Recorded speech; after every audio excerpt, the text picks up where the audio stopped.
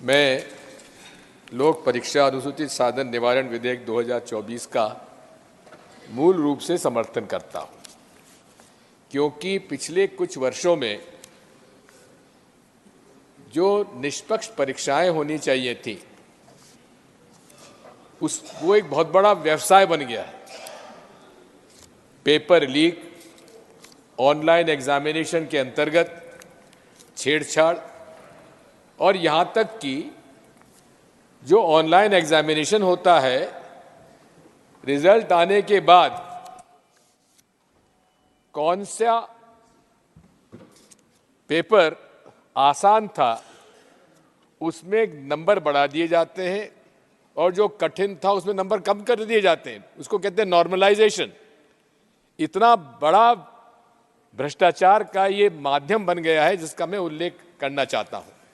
अवैधानिक रूप से पैसा लेकर भर्ती की, वे आज भी खुले घूम रहे हैं, वे आज भी जेल के बाहर हैं। मूल रूप से इसमें भ्रष्टाचार के खिलाफ कार्रवाई होना चाहिए। हम इस ऑनलाइन एग्जामिनेशन के कारण इतने हमारे पास कंप्यूटर्स वगैरह नहीं हैं लाखों में, जिसकी वजह से एक दिन एक क्वेश्चन पेपर का एग्जामिनेशन नहीं होता है। इसलिए अलग अलग दिनों पर अलग अलग क्वेश्चन के आधार पर परीक्षा होती है और उसमें ही नॉर्मलाइजेशन का ये प्रोसेस उन्होंने शामिल कर दिया है। इसलिए ऑनलाइन परीक्षा एक बहुत बड़ा भ्रष्टाचार का कारण बन गई है, एक माध्यम बन गया है। और ऐसी कंपनीज इसमें शामिल हो गई हैं जो ब्लैक लिस्टेड होने के बाद भी दूसरे प्रांतों में जाकर वो अपना ठेका ले लेते हैं और खुलेआम व्यवसाय हो रहा है। मैं माननीय मंत्री से अनुरोध करना चाहता हूं कि जितनी परीक्षाएं हो, ये ऑनलाइन परीक्षाएं बंद करें, ऑफलाइन होना चाहिए, ऑब्जेक्टिव पेपर्स हो, एग्जामिनेशन हो और वहीं पर उसका जांच करके वही नतीजे उनको घोषित कर देना चाहिए। कि परीक्षा में घोटाला सिद्ध होने पर परीक्षा को निरस्त तत्काल किया जाए और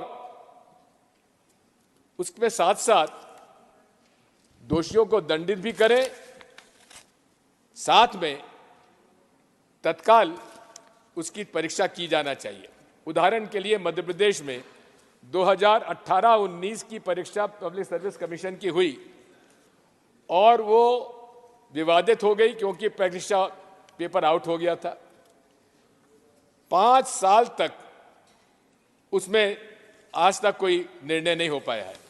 इसलिए मेरा अनुरोध यह है उसमें भी समय सीमा तय की जाना चाहिए। मैं अंत में माननीय सभापति महोदय आपसे यही अनुरोध करूंगा कि चूंकि ये कॉन्करेंट सब्जेक्ट है, इसलिए जहां राज्यों की मांग अगर आती है तो या तो वो खुद इस प्रकार का कानून अपने राज्य में लाएं या इस कानून को लागू करने के लिए भी यहाँ का, क्योंकि अथॉरिटी आपको दे सकते हैं, आपको ऑथोराइज किया जाए ताकि उसमें शामिल किया जाए। बहुत बहुत धन्यवाद। धन्यवाद दिग्विजय सिंह जी।